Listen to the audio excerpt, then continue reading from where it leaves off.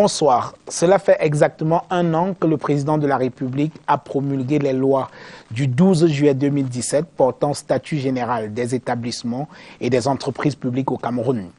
La nécessité de changer le cadre juridique des établissements et entreprises publiques s'est imposée.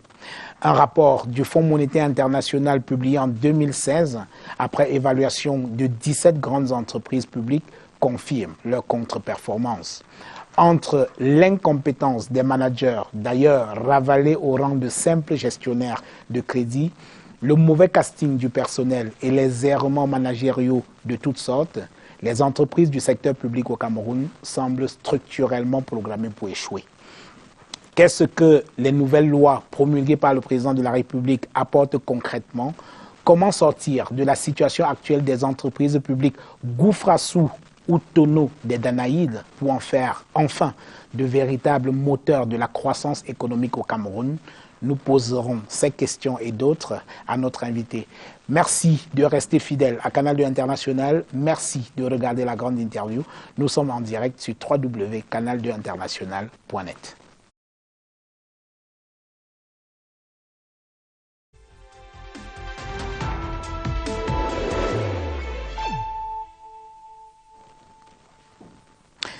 Viviane Ondoa-Biolé, bonsoir. Bonsoir, monsieur Jean-Bruno Tagné. Merci d'avoir accepté notre invitation pour cette émission. Il y a longtemps qu'on avait envie de vous recevoir. Enfin, vous êtes là. C'est moi qui vous remercie de m'avoir invité pour cet échange. Oui. J'espère fructueux. Nous l'espérons. Alors, l'université de Yaoundé 2, à laquelle vous appartenez, a, dans le cadre de l'assistance, du plan d'assistance humanitaire en faveur des victimes de la crise dans les régions du Nord-Ouest et du Sud-Ouest, a cotisé environ 20 millions de francs CFA. Quelle est votre part dans cette quête?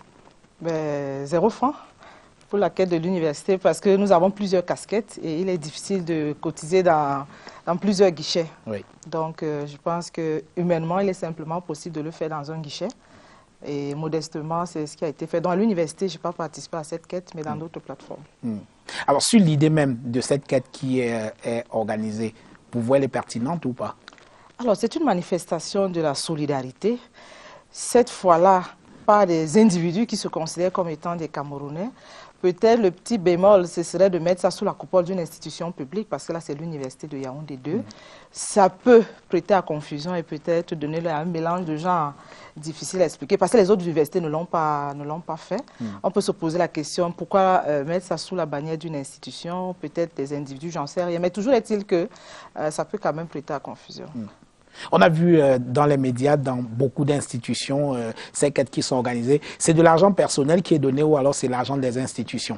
C'est-à-dire que lorsqu'une entreprise dit, se vante d'avoir cotisé 50 millions et tout, le manager dit avoir mis 2 millions et tout, c'est un argent personnel ou c'est l'argent de l'entreprise? Alors, ce que nous avons constaté en lisant les médias et en suivant également les médias, c'est que dans certains cas, c'était de l'argent donné notamment dans le secteur privé par les entreprises, donc j'imagine qu'ils engageaient la responsabilité des entreprises. Mais pour le cas de l'université, c'était des individus, c'était des enseignants, c'était le personnel d'appui qui apportait sa contribution à cette grande manifestation de solidarité. Ce n'était pas l'institution telle que ça a été perçu tout au moins. Restons avec la crise anglophone pour parler du cardinal Christian Toumi, avec d'autres leaders religieux qui ont décidé d'organiser les 29 et 30 août prochains à Buea, ce qu'ils ont appelé le Anglophone General Conference, pour effectivement discuter de la crise anglophone. Comment jugez-vous cette initiative du cardinal Toumi? Alors déjà, il faut dire que plusieurs avis ont été donnés par les citoyens, par les experts, pour ne pas coller à la connotation expert, disons par les citoyens, pour apporter une contribution à la résolution de la crise. C'est d'abord dans ce cadre-là qu'on peut classer la contribution du cardinal Toumi. Le 7 octobre dernier, je faisais déjà un post disant qu'on va certainement voir émerger un leader dans cette zone-là, qui serait l'interlocuteur de l'État. Je pense que c'est comme ça qu'ils se positionnent, disons, tous ces leaders religieux se positionnent. Et l'initiative, a priori, peut être considérée comme bonne. Déjà parce qu'elle vise l'unité et la paix, enfin la réconciliation et la paix. De ce point de vue-là, Je pense que tout le monde salue l'initiative. La deuxième raison pour laquelle c'est une bonne initiative, c'est que c'est un regroupement communautaire. Oui. Nous entendons souvent dire les ressortissants de l'Ouest, les ressortissants de l'Est. Donc avoir une rencontre des ressortissants anglophones, disons-le ainsi, même si ça peut avoir une connotation un peu sectaire pour certains, mais au moins ça pourrait renvoyer à la rencontre d'une communauté comme ça se fait partout ailleurs. De ce point de vue également, je ne pense pas qu'il y ait un problème particulier. Ce qu'on peut également dire, c'est que l'évêque Christian Toumi, c'est quand même une autorité morale connue, oui. Déjà connue pour sa franchise et parfois pour son ton et ses positions dans sur certains sujets. Il est originaire de cette zone, donc on peut dire qu'il est concerné à plus d'un titre par la crise et la crise sévit. Ces trois raisons combinées pourraient légitimer sa position ou alors sa proposition. Maintenant, il faut dire que c'est une proposition qui est diversement interprétée. Certains estiment que cette proposition est relativement ambiguë. D'autres estiment qu'elle n'est pas opportune au regard du contexte électoral. Oui. Alors, que ça pourrait prêter oui, alors justement, vous disiez qu'on apprécie le dialogue et tout, les initiatives qui viennent de toutes parts, sauf que le gouvernement ne semble pas très enthousiaste par rapport à l'initiative du cardinal Toumi. J'ai lu l'interview de Issa Chiroma dans Cameroun Tribune. Est-ce que vous comprenez les réserves qui sont émises par le gouvernement, par la voix de son porte-parole, le ministre de la Communication? Bien entendu, lorsque nous voyons la position du gouvernement hier et aujourd'hui, nous avons tous lu ce qui a été relayé par Cameroun Tribune. Je crois qu'il y a un point qui semble poser problème, c'est celui des préalables. Oui. Parce que le cardinal a posé un certain nombre de préalables. Je crois que tout le monde n'est pas d'accord sur ces préalables-là. Donc, entre autres, la libération. Des armes, oui. Bon, le dépôt des armes, tout le monde est d'accord pour le dépôt des armes. Je crois que personne ne peut être pour que les armes continuent de tonner. Le problème, c'est la libération de tous ceux qui sont détenus et tous ceux qui ont commis des exactions sur le terrain. Si vous avez suivi, si vous avez lu le Cameroun Tribune d'aujourd'hui, le professeur Mwangi Kobila revient là-dessus pour dire qu'ils doivent être punis. Et je crois que de ce point de vue, lorsque le cardinal Toumi, je me mets un peu à sa place, j'essaie de réfléchir en mettant à sa place, en se disant qu'il est de bonne foi, bien entendu, et que c'est la recherche de la paix qui est la motivation première. Il faut dire que la loi peut être mobilisée. Nous savons qu'il existe la grâce présidentielle. Oui. Donc, il y a également des outils juridiques qui peuvent être mobilisés dans ce cadre-là. Moi, je lis davantage cette crise anglophone par rapport à l'entreprise. Il faut dire que c'est l'entreprise que je connais davantage. Et là, nous n'avons pas accès à toute l'information en ce qui concerne aussi bien la crise anglophone que les mobiles de l'archevêque Toumi. Nous n'avons pas le privilège de la position. Nous voyons vraiment et nous lisons les événements de l'extérieur. Mais si nous rentrons en entreprise, quand une crise survient, en fait, la crise vient rompre l'équilibre des pouvoirs. Le pouvoir vacille. À la limite, il y a perte de repères. On peut se dire que la crise renvoie donc justement à cet ensemble de turbulences qui remet en cause les équilibres habituels. Et qu'est-ce qui se passe dans un deuxième temps? C'est qu'après cette turbulence-là, il y a une guerre de l'information, il y a la cybercrise. Et je pense qu'on le vit actuellement. Tous les acteurs en présence essaient de mobiliser aussi bien les informations que les alliés pour se donner raison. Et ça, c'est vraiment la deuxième étape de la crise. La troisième étape de la crise, c'est que la justice entre en jeu. Et je pense que là aussi, on a vécu cette étape-là. Et puis, les victimes se mettent ensemble pour justement constituer une force. Ça, on peut également observer que ça pourrait être le cas. Mais ce qu'il faut relever pour craindre dans ce cas, c'est que quand on est en entreprise, et je reste vraiment bien en entreprise pour rester prudente, deux possibilités s'observent. La première, c'est que les acteurs en présence décident effectivement d'arrêter la crise. Et de ce point de vue, c'est vrai, on peut élever les éléments légaux, les éléments juridiques, mais très souvent on parle d'admission, on parle de vraiment il faut faire la paix. Ou alors, la deuxième possibilité, c'est que finalement l'organisation s'installe dans une bipolarité de pouvoir qui fait en sorte que l'organisation s'habitue à l'existence de ce nouveau rapport de force et je pense que ça ne semble pas être l'issue souhaitée en ce qui concerne la crise anglophone. Lorsqu'on est vraiment commandeur de la paix, est-ce qu'on ne fait pas des compromis? Bon, on fait des compromis, mais jusqu'à un certain niveau, parce qu'il faut quand même dire que l'État doit rester l'État. Oui. Hein, l'État qui est garant justement de notre sécurité, également de la paix. Donc pour vous, le gouvernement a-t-il raison ou pas d'être... je veux dire, de freiner des quatre fers sur le préalable qui consiste à libérer les prisonniers? Mon rôle n'est pas de donner les bons ou les mauvais points. Oui. Je pense que la crise n'arrange personne. Oui. Et tous les avis qui sont... Alors si pour résoudre la crise, il faut passer par là. Est-ce que le président de la République va décider. Oui. Et c'est en cela que la responsabilité des acteurs qui ont la légitimité, la légalité pour gérer la crise est interpellée. Je pense que face à cette situation et au regard des informations disponibles par ces acteurs-là, leur responsabilité, même historique, sera justement interpellée. Il y a donc des gens, et je pense là au président de la République et tous les acteurs interpellés, qui ont une légitimité en termes de prise de décision. Et de ce point de vue-là, on observe et je pense qu'ils seront responsables effectivement de ce qui va se passer. Alors justement, invité dans cette émission il y a exactement 2 semaines, Titus Edouard, l'ancien ministre, était assis exactement sur le même siège que vous et il estimait que la clé de voûte aujourd'hui, c'est le président de la République lui-même et qu'on ne peut pas résoudre cette crise par procuration. En fait, quand on dit le président de la République, c'est lui le chef suprême. Oui. Le président de la République, c'est l'individu, c'est aussi l'institution. Et il a tout à fait raison. Je pense que ce soit, vous avez parlé de freiner les 4 feux, c'est une option que lui seul peut décider, ou alors admissible, c'est aussi une décision que lui seul peut également prendre. Je pense que lui en tant qu'individu et lui en tant qu'institution, il y a des responsabilités qui lui incombent. Et maintenant, tout le gouvernement et toutes les parties prenantes qui l'entourent, directement ou indirectement, peuvent également jouer un rôle. Ce que je voudrais peut-être indiquer, c'est qu'on ne donne pas l'impression qu'il s'agit de l'affaire du gouvernement seul. Et c'est en cela que moi, l'initiative de l'archevêque Christian Toumi devrait être saluée et peut-être prise avec prudence au regard peut-être la délicatesse de la situation, mais vous pouvez également émettre des avis. Nous également, je pense que tous ces avis doivent être mis sur la table. Maintenant, ceux qui ont la légitimité, non seulement de l'analyse, mais également de la décision, vont rendre compte et vont prendre leurs responsabilités. Alors, les motivations du cardinal Toumi, on croit les connaître, du moins ce qu'on a pu voir dans le communiqué qui a été publié.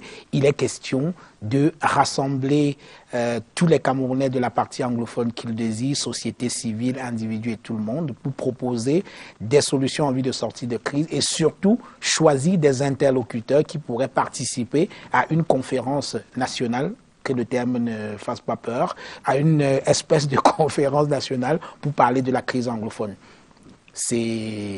Moi, je pense que c'est une proposition. Oui. Maintenant, en face, la proposition est analysée et je pense qu'une réponse sera donnée. Il ne peut pas être seul à résoudre le problème. Il y a également d'autres acteurs qui vont se mettre en branle, mais vous savez que nous sommes dans un état de droit et je pense qu'il a bien fait non seulement de manifester cette volonté, il a également bien fait de rappeler quels sont les objectifs. Maintenant, en face, il y aura certainement réponse. Et nous avons déjà eu la première réponse du gouvernement. Moi, j'ai bien lu la communication du ministre Chiroma. À la fin, il a dit qu'ils sont ouverts au dialogue. Je pense donc mais que... sa position semble quand même ambiguë, non? Laquelle? Celle de l'archevêque ou bien non, celle du ministre Issa Chiroma, parce qu'il dit qu'il ne rejette pas l'initiative du cardinal Toumi, mais en même temps, il craint que le remède soit pire que la maladie. Donc finalement, on ne sait pas quelle est la position. En fait, est-ce que cette conférence aura lieu? Telle est la plus grande question aujourd'hui.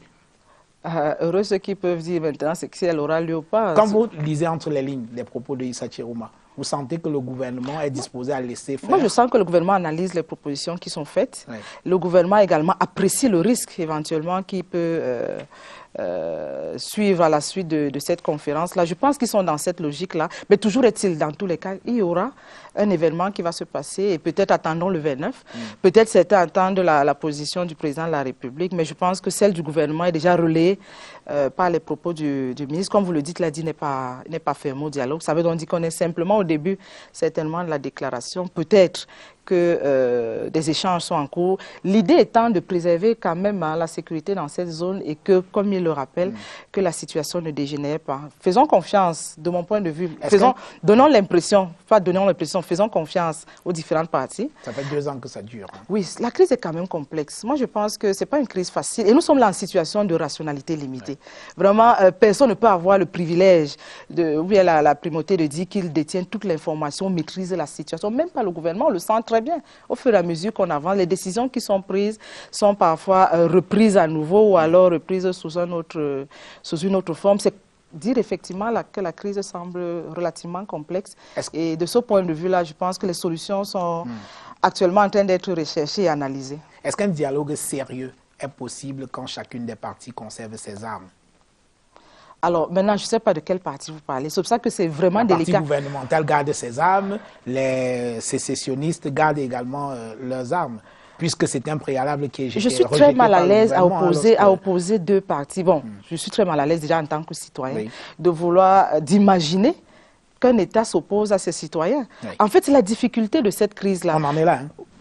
Oui, mais je veux dire, c'est pas comme ça qu'il faudrait décrire la crise. Je veux dire qu'il y a, je peux dire, un vent de revendications peut-être d'une grande ampleur, mais il n'y a pas deux clans ou deux camps qui s'opposent parce qu'en fait, l'État vient assurer la sécurité, l'État vient mettre de l'ordre, l'État ne vient pas, bon, peut-être combattre parce que nous sommes en guerre, mais l'idée, au fond, ou tout au moins la mission qui est assurée à travers le déploiement de l'armée, c'est d'assurer la sécurité des populations et non de tuer leur population.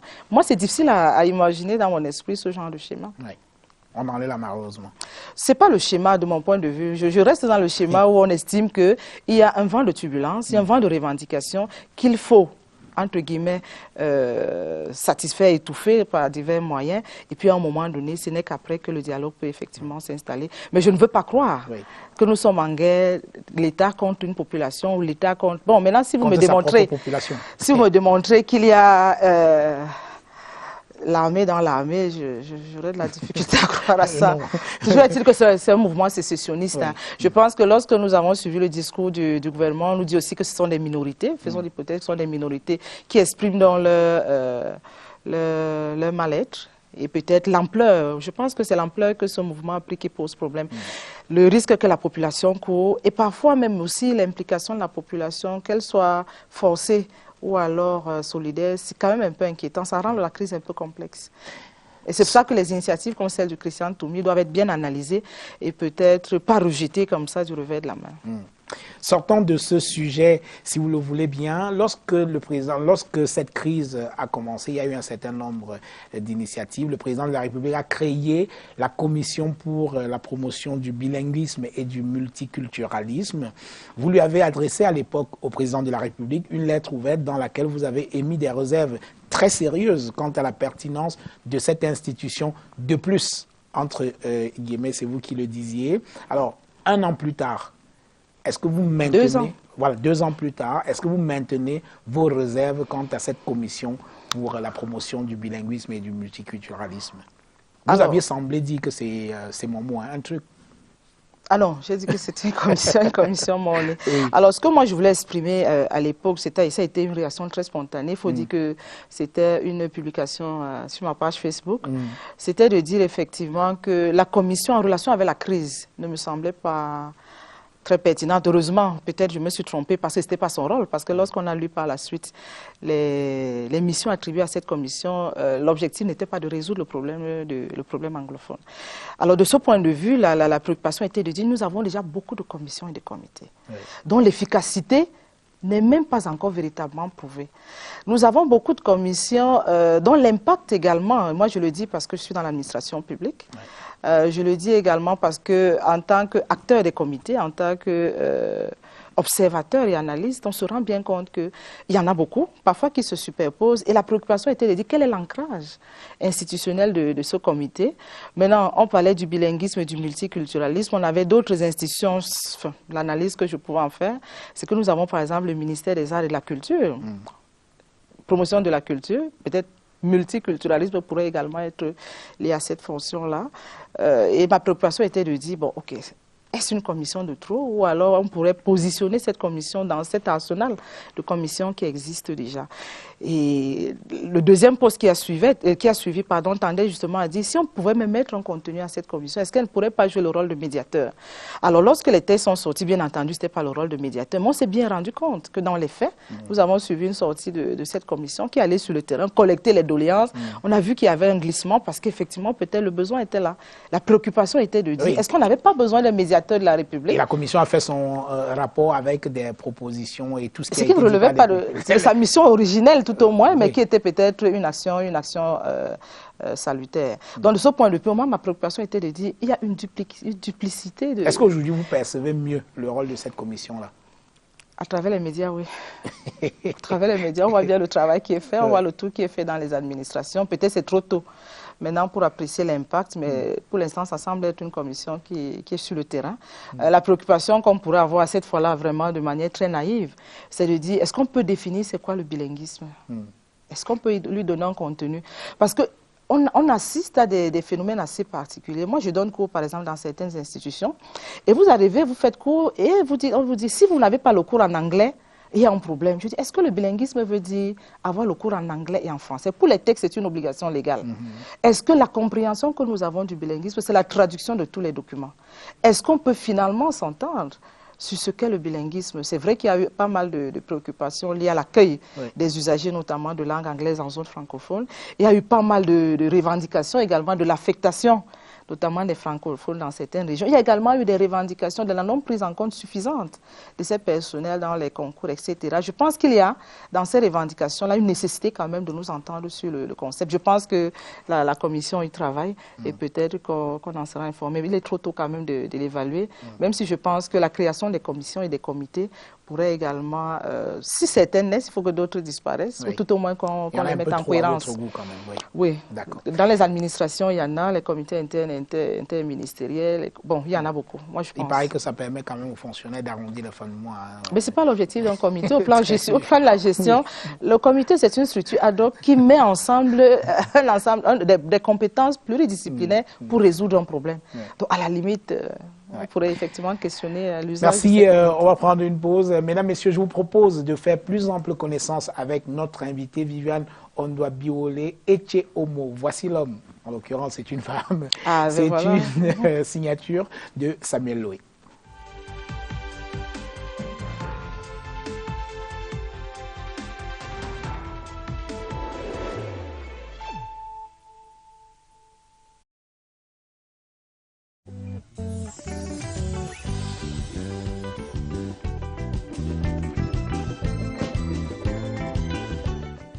Ah. Qu'est-ce qui me manque? Ah, ça c'est une colle. Non, en fait, c'est que j'ai l'impression d'être bien entourée. C'est pour ça que je considère que c'est une colle. Tu as déjà un mari aimant. Bon, ça, à un moment donné, on le cherche aussi. Hein, on le trouve à la première porte. Ça, je l'ai. J'ai une fille également qui me fait satisfaction. J'ai une famille adorable. Professionnellement, c'est parfois difficile, parfois facile. C'est pas le paradis, mais c'est pas pire. J'ai la santé. Alors, qu'est-ce qui me manque? Qu'est-ce qui me manque? Ah.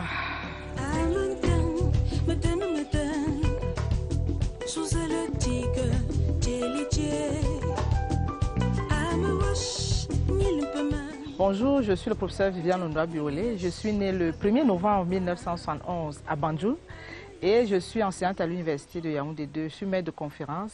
Actuellement, je suis directeur général adjoint à l'Institut supérieur de management public. En fait, c'est une institution placée sous la tutelle du ministère de la fonction publique et de la réforme administrative.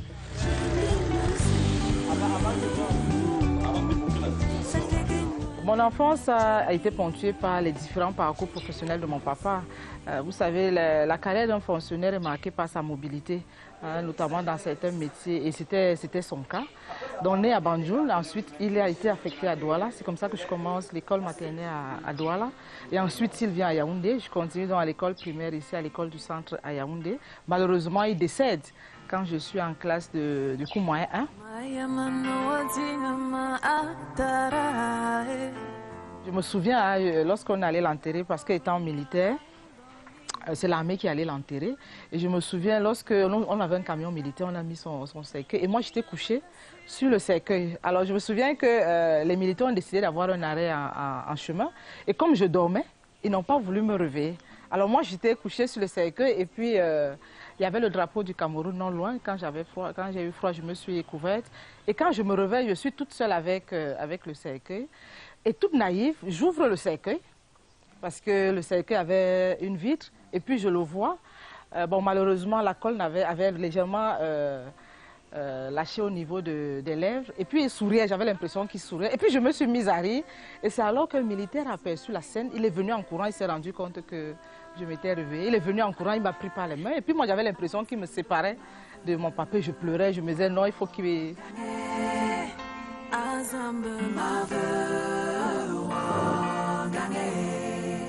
Alors j'arrive à l'université en 1991. On a même l'impression, lorsqu'on arrivait à ce moment, de vivre un peu la démocratie. Au moins celle dont on avait entendu parler, parce qu'en fait c'était cette curiosité d'université. La démocratie c'est quoi? Ah, la démocratie c'est que les gens se rencontrent, ils parlent. Alors il y avait le Parlement. Lorsqu'il y avait rencontre du Parlement, il y avait le message qui passait. Alors on allait s'asseoir. On écoutait. On avait Margaret Thatcher à l'époque. C'était une étudiante anglophone qui tenait le discours. Et pour nous, c'était ça la démocratie. Ça donnait l'impression qu'on exprimait nos points de vue. Et puis la démocratie se transformait ensuite en petite turbulence lorsque les policiers arrivaient. Et puis on leur demandait, vous ne savez pas ce que c'est que la démocratie? Ils nous disaient, non, écoutez, vous savez, le CP dépasse le bac. Alors chantez, le CP dépasse le bac. Alors votre bac, c'est peut-être la démocratie, mais nous, le CP, bon, c'est la sécurité. Et puis en troisième année, en 93, ça s'est quelque peu calmé. 94, c'était vraiment la calmie. 95, 96, j'ai mon 2A. Ah, Yannick, tiens, prends ça, tu mets sur... Tu commences la braise, s'il te plaît. Le dimanche, c'est vraiment une journée assez spéciale. Une journée assez spéciale. Dimanche de 9h à peu près 15h, c'est la famille, c'est le repas, c'est la télé. Et à partir de 15h, on reprend avec les activités pour préparer la semaine. Salon de coiffure, manicure, pédicure, et puis c'est parti pour la semaine. Il faut mettre aussi de ce côté. Le ministre Atam Bara est ministre d'enseignement supérieur à l'époque. Il prend donc un acte disant que pour constituer le corps des enseignants des sciences de gestion, il faut recruter ceux qui ont au moins le 2A, qui ont eu au moins la mention, qui ont eu au moins 12, et on leur donne 6 ans. Après 6 ans, ils doivent avoir soutenu leur thèse, sinon ils sont exclus de l'université. Alors moi, je saisis l'événement au bon, je décide donc de déposer mon dossier. C'est comme ça que nous sommes recrutés et on nous appelait des assistants délégués.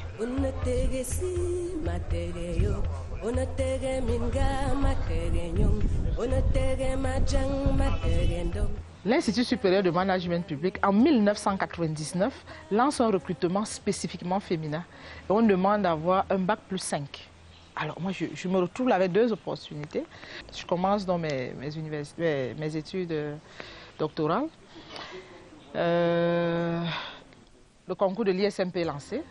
Je suis à nouveau retenue à l'ISMP et me voilà face à 2 carrières.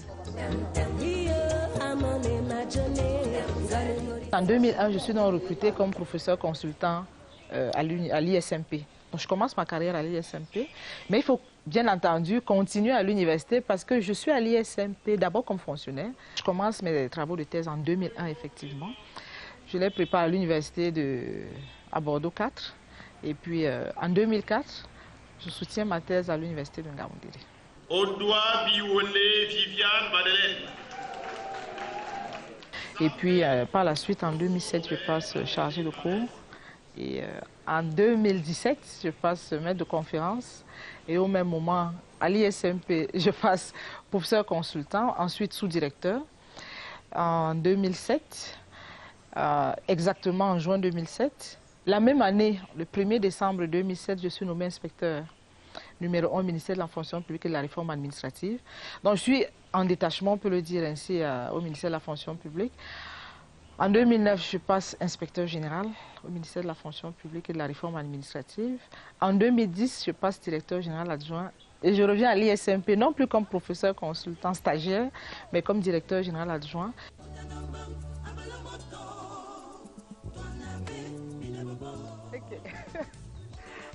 C'est qui? Ah, ça ce sont les doigts du pâté. Ah. Comment tu as reconnu? Mets tes doigts. Mes doigts. C'est de vieilles doigts. Bon. Les doigts qui ont un peu d'âge. Oui, enfin. Non, mais en fait, je peux blaguer, c'est que je savais que tu arrivais. Je savais que tu arrivais. Il y a Madeleine aussi qui est là. Tu connais ma copine, non? Quand elle commence à sortir, elle arrive un jour, elle sort, elle revient tard. Sa maman panique. J'ai dit non, laisse Viviane. Le matin, à 7h du matin, je suis dans sa chambre. Je constate qu'elle n'est pas là. Comme je sais qu'elle est arrivée tard, quand elle revient le soir, j'ai tout fait pour venir vite à la maison. Je lui demande, Viviane, tu étais où? Depuis hier là. Elle me dit, mais j'étais à l'école, non. Il dit l'école. Je dis oui. Le lendemain, je m'amène là, je suis suivant, je demande, oh, est-ce que... Le suivant me demande, mais quel est même votre problème? Vous n'êtes pas un parent qui doit qui doit être inquiet. Votre fille, elle n'a jamais fait d'absence.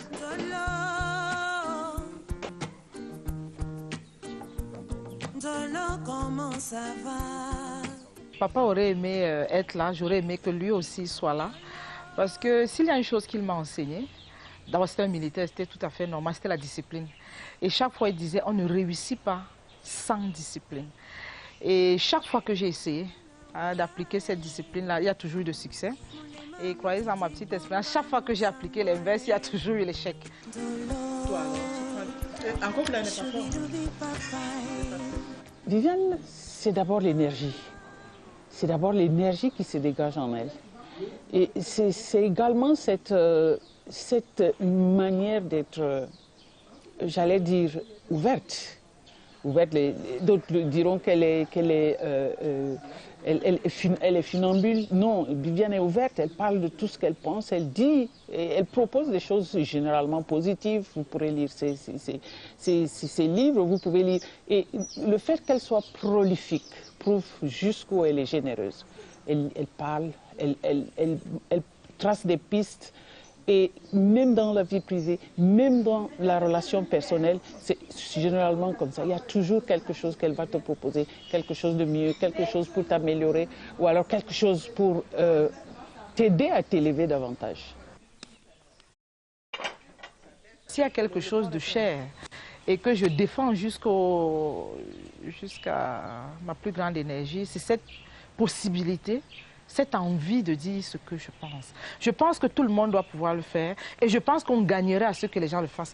Pas dans le désordre, bien entendu, il y a des encadrements, mais qu'on laisse au moins les gens la possibilité de dire ce qu'ils pensent. Je pense qu'on gagnerait beaucoup.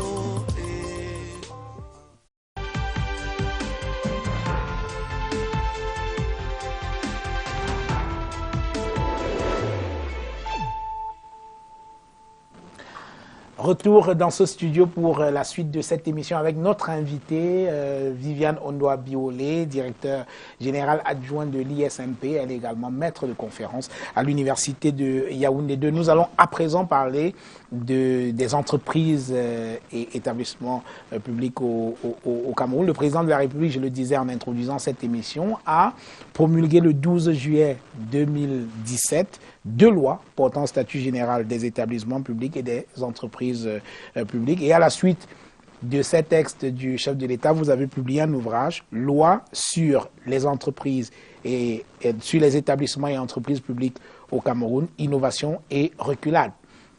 Alors on ne va pas réécrire le livre ici ce soir, mais en quelques mots, quelle est pour vous la plus grande innovation de ces textes du chef de l'État? Peut-être avant de parler de l'innovation, rappelons que c'est une publication de 10 auteurs. Oui. Moi, je co-dirigeais avec le professeur Tchewa. Ce sont des auteurs qui ont donc contribué à analyser, décrypter ces lois du 12 juillet 2017. Alors, deuxième chose à préciser, et ça c'est important parce qu'on a l'impression que la réforme naît avec ces lois, c'est que la réforme a été initiée depuis 1999. Donc lorsque les lois arrivent en 2017, pour nous c'est un bébé qu'on attend depuis longtemps. On pourrait même dire que c'est un bébé qui a tardé à arriver. Ouais.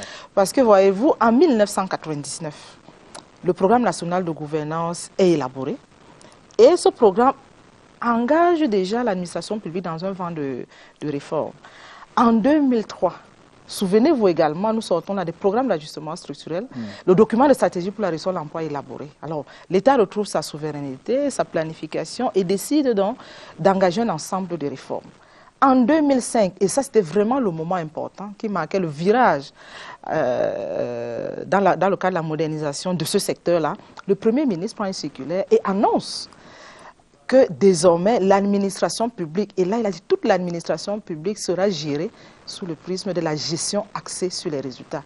Vous avez certainement entendu parler de gare à ce moment-là. Les gens croyaient que c'était un simple slogan, un joli slogan, que non, c'était effectivement le démarrage ou alors l'initiative même de la grande réforme qui était engagée en 2007. Vous avez le régime financier de l'État, à l'époque on appelait le nouveau régime financier de l'État, qui avait donc comme socle la gestion axée sur les résultats et qui introduisait un outil important, notamment le budget programme. Alors, une fois que cette réforme est engagée, on s'attendait à ce que tous les autres corps de l'administration publique prennent le relais. Donc, en 2013, toute l'administration, disons les ministères, s'arriment au budget programme. 2015, les entreprises et établissements publics. Et 2017, c'est le tour des collectivités territoriales décentralisées. Donc, lorsque les lois arrivent, la principale innovation, c'est justement de rompre au plan paradigmatique tout au moins avec le mode de gestion qui avait cours jusque-là et de mettre finalement au cœur du dispositif de gestion des entreprises publiques cette exigence, je voulais même dire cet impératif de performance. Et lorsque vous lisez la loi, déjà à partir des définitions des concepts, il y a 2 concepts, il y en a 4 qui sont nouveaux, mais il y a 2 concepts, moi, qui ont attiré mon attention. C'est donc le concept de performance qui est défini et qui est placé comme étant l'objectif principal et le concept d'administrateur. Parce qu'on va effectivement se rendre compte que l'une des innovations majeures de cette loi, c'est la responsabilité qui est désormais reconnue au conseil d'administration d'assurer, d'assumer et de garantir la performance des entreprises. Donc désormais, les conseils d'administration devraient rendre compte en tant qu'organe qui oriente, en tant qu'organe également qui contrôle la gestion du dirigeant, rendre compte de la performance de ces entreprises. Ce qu'on pourrait donc dire, c'est que si on peut comparer à cette période, à la période antérieure, notamment des programmes d'ajustement structurel, on pourrait dire que le législateur a refusé de privatiser les entreprises publiques, a donc pris l'orientation de les rendre performantes, de les moderniser et de changer complètement le mode de gestion pour les rendre performantes. À la limite, ce qu'on peut dire en un mot, c'est que les entreprises publiques et même les établissements, il ne faut pas croire, sont désormais appelés à être gérés comme des entreprises privées. Et donc la limitation entre les deux... Là, c'est carrément les exigences du New Public Management tout à fait, veulent qu'on gère les entreprises publiques comme les entreprises privées. Alors, est-ce que le Cameroun est préparé justement à tourner le dos à un certain nombre de pratiques pour gérer les entreprises publiques comme dans le secteur privé, c'est-à-dire la recherche du profit aussi? Moi, je voudrais poser la question autrement. Est-ce que nous avons le choix? Pourquoi? Parce qu'en fait, ces outils sont retenus dans une administration dans certaines conditions. Première condition, il y a rareté des ressources. En situation de rareté des ressources, il faut produire avec moins. Donc, toute la préoccupation d'efficience. Et de ce point de vue, nous n'avons pas le choix. Donc, les ressources s'amenuisent. Le coût du pétrole baisse. Ça veut donc dire qu'en réalité, les réserves qui pouvaient être considérées comme des réserves relativement suffisantes diminuent. Et de ce point de vue, il faut ajuster le mode de gestion. Deuxième cas également, quand est-ce qu'on introduit le New Public Management? En cas de baisse du leadership politique. À ce moment, il faut rendre compte, il faut à un moment donné faire preuve, on peut le dire ainsi, de plus d'efficacité, de plus de reddition. Parce qu'il faut dire, lorsqu'on parle de gestion axée sur les résultats, il s'agit d'un ensemble de principes qui garantissent ou alors qui rassurent la population. On va vous dire qu'il faut être efficace, oui, il faut produire les résultats, ce n'est pas la moindre des choses. Mais maintenant, il faut être efficient, il faut donc gérer les ressources de manière véritablement sage et intelligente. Il faut aussi offrir, ça c'est la pertinence, ce que les gens attendent. C'est-à-dire que même le choix des politiques publiques devient un élément stratégique. Un mauvais choix, vous sacrifiez la population et la population peut vous sanctionner rien que pour cela. Maintenant, au plan éthique, je n'ai pas envie de revenir à l'actualité, avec tout ce qui s'est passé avec les déviances, de ce point de vue également. Il y a un accent, vous avez vu, après cette année d'ailleurs, en juin dernier, la loi sur le code de transparence et la bonne gouvernance. Donc tout ce dispositif est mis en place pour indiquer effectivement que les choses ne seront plus jamais comme avant.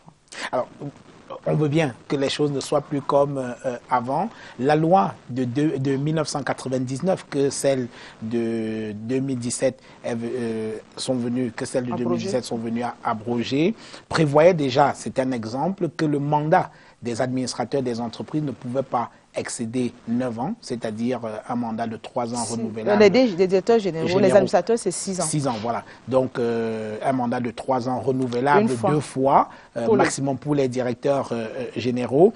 Les lois de 2017 ont maintenu cette disposition, sauf qu'en ce moment, il y a une ribambelle de directeurs généraux et de présidents du conseil d'administration qui sont en poste depuis plus de 10 ans, voire plus encore, qui sont encore en poste, alors que la nouvelle loi avait fixé une échéance jusqu'au 12 juillet pour se conformer à la nouvelle réglementation. Tout à fait. Disons déjà, avant de revenir aux commentaires sur la présence, oui. Malgré le délai du 12 juillet 2018, la présence de ces directeurs généraux, disons déjà que les lois de 2017, au niveau de la rédaction et de la légistique, apportent une innovation particulière. Laquelle? Il est dit de manière précise que les mandats des directeurs généraux, la durée cumulée des mandats des directeurs généraux ne peut, et le mot est peut-être également pris à ça, voilà, c'est ferme, ne peut excéder 9 ans. Première innovation importante. Maintenant, vous dites, malgré cela, les directeurs généraux sont en fonction. Sans vouloir faire la langue de bois, monsieur Jean-Bruno Tani, c'est une faute. La faute de qui? Du conseil d'administration. Parce que si vous prenez le texte, la loi... C'est le président de la République qui nomme les PCA, les membres des conseils d'administration, les directeurs généraux également. Donc, on attend que le président de la République sorte un texte pour les démettre, enfin, pas pour les démettre de leurs fonctions, mais pour les remplacer parce que le mandat est déjà échu. Mais c'est en cela que la loi est claire. Oui. Et moi, de mon point de vue, pour vous parler par exemple du président de la République, d'où vient-il? Que lorsque la responsabilité directe du président de la République est interpellée, lui, il respecte les textes. Convocation du corps électoral, il respecte les délais. Même quand il est arrivé qu'il voulait à nouveau se présenter, on a d'abord modifié la Constitution. Ça veut donc dire que lui, à son niveau, il prend les dispositions pour être conforme à la loi. Personne n'est au-dessus de la loi. Même pas lui. Maintenant, il y a des responsabilités déléguées. Oui, allez-y. Quand vous lisez la loi est claire, article 26 du décret, pardon, de la loi 010 2017-010 du 12 juillet 2017, en cas de vacance du poste, soit pour décès, affectation ou alors lorsque vous êtes appelé ailleurs, ou alors lorsque votre mandat arrive à échéance, le conseil d'administration prend toutes les dispositions pour s'assurer que l'organisation fonctionne. D'où vient-il qu'on attende que le président de la République se prononce? Deuxième chose, on dit, ça c'est quand il s'agit des directeurs généraux. Maintenant, s'il s'agit des présidents du conseil d'administration, la loi est également claire. La tutelle. Et même pour les directeurs généraux, 6 mois avant la fin du mandat, vous devez déclencher la procédure. Alors, ce qu'on peut observer, si vous me permettez d'imaginer un peu ce qui se passe, ce qu'on peut observer, c'est un peu comme si on vous a remis un plat, prenons le cas d'un chien à qui on remet disons, un morceau de viande. Au moment de venir retirer, le chien prend à vous mordre. En réalité, personne ne doit vous le retirer, vous devez le céder. Parce que la loi, dans ses dispositions, est claire. Prenons un exemple, faisons une simulation. Après le 12 juillet 2018, un directeur général dont le mandat arrivait à échéance, parce que la loi est aussi claire, après ce mandat, tous les actes pris par le directeur général sont frappés de nullité. Si vous avez un conflit avec un tiers, avec une banque ou bien un bailleur venant d'ailleurs, vous vous retrouvez en justice. Oui, mais ce n'est pas sa responsabilité qui sera engagée, c'est la responsabilité. Ben non. Ben non. La responsabilité personnelle du directeur général. Responsabilité civile et pénale. Je suis désolée. Quel est l'état? De quel état vous parlez? Vous êtes nommé, vous n'avez plus le droit d'être là. Moi, je pense, pour être vraiment sérieux... Ça veut dire, excusez-moi, pour que nos téléspectateurs comprennent très bien, ça veut dire qu'aujourd'hui, les présidents des conseils d'administration, dont les directeurs sont là depuis plus de 9 ans, doivent organiser leur départ. C'est ce que la loi prévoit. On interprète la loi, ce n'est pas un problème d'individu. C'est un peu compliqué quand même, parce que les présidents des conseils d'administration, eux-mêmes, sont là depuis plus de 9 ans. Lorsqu'ils sont là depuis plus de 9 ans, les ministres de tutelle, les tutelles, doivent déclencher la procédure. La loi également. Tous sont nommés par le président de la République. Il faut bien que le dossier soit déclenché quelque part. Il y a 184 établissements et entreprises publiques. Alors vous demandez au président de la République de venir dans les 184 entreprises, leur demander ce qui se passe, ou alors prendre d'initiative tous les textes. Non, moi je pense qu'il faut qu'on soit un peu sérieux. Que ce soit dans votre vie personnelle, même quand vous prenez un taxi, posez-vous une question simple. Quelle est la base légale? Si vous n'avez pas de réponse par rapport à la base légale, sachez que vous ne devez pas poser l'action. Et dans ce cas-là, la base légale reste le décret de 2017. Alors, il y a la loi de 2017. Et la loi est claire. La loi dit, je vous donne 12 mois pour faire les bagages. Vous avez 12 mois. D'où vient-il qu'après 12 mois, vous disiez que j'attends encore, même le président de la République n'est pas au-dessus de la loi. Alors, il y a certains directeurs généraux qui visiblement veulent rester au poste, on peut comprendre, qui estiment que la loi n'est pas rétroactive. que c'est à partir de maintenant que la loi doit compter. Le problème n'est pas ce qu'il pense. Mais le problème n'est pas ce qu'il pense. Le problème, c'est que dit la loi. Est-ce que la loi est claire? Est-ce que les responsabilités des acteurs sont claires dans la loi? Je vous dis oui. La responsabilité du président n'est nulle part là. Oui.